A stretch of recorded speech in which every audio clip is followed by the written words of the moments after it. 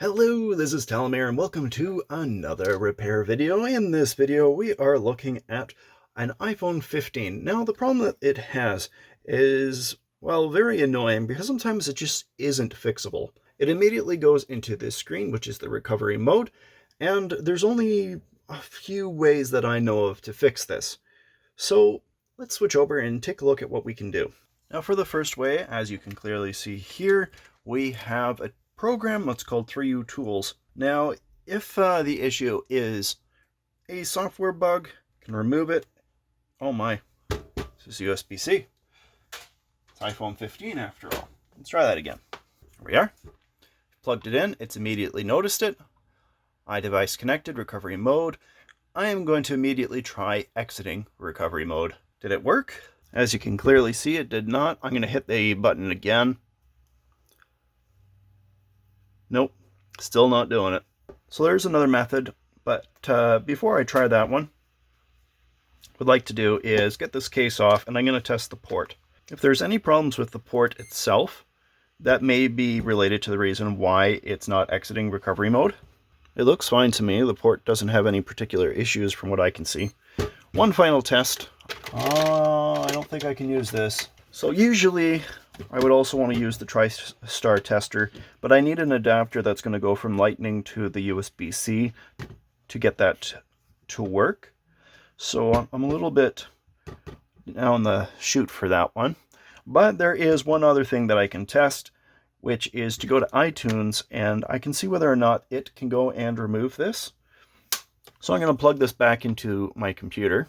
Now the problem with this one and why I tried the other one with 3U Tools, and I'm just going to state for 3U Tools that it has been thought of for a while that it might have either viruses or it might be sending data to China or some sort. On my part, I blocked 3U Tools in every aspect that I could find from going through my firewall. So it's blocked on my firewall. So if you guys are worried about it, that's one way to deal with it. Unfortunately, that does restrict some of its usability.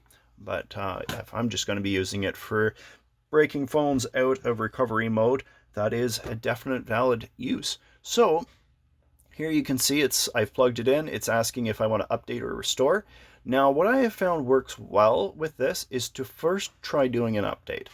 After doing an update, I try again to see whether or not the restore does, because usually the update, for one, does not remove the phone's data, as far as I know.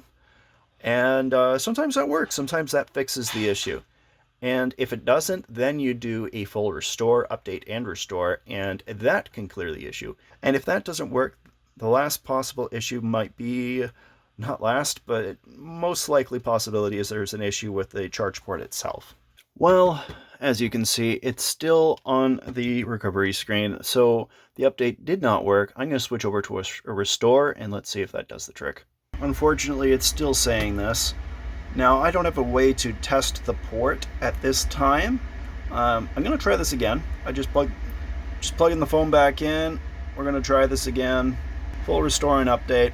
We're just going to see whether or not that works. And I've tried a different cable. Basically, it's the thicker version that I've got. Maybe this will work. Well, it's pretty much done at this point. Just a little smidge left there, and it's doing a verifying iPhone restore. So hopefully this has worked, and it was simply that I needed that thicker cable, and that's interesting. It just said it was complete on the screen. It flashed by before I had a chance to show you guys. So all I changed really was I went from one of the thinner cables, this one right here, which you can see is thinner, and this one cannot support fast charging at like the super high speeds. But this one can, and it's a good, heavy, thick cable. This is definitely different from what was happening last time. And there we have it. There we have it. That worked. So, with the iPhone 15 series of phones, it is very, very important that you use a thicker USB-C cable. And I'm going to guess that's probably the same thing when it comes to the iPhone 14. I think the iPhone 14 had a USB-C port, but yeah, using that thinner USB-C cable failed to communicate properly with the computer, while the thicker one did. So, if you guys enjoyed the video, please do leave a like, and if you want to see more of my stuff, subscribe. We'll see you guys all in another video. Bye.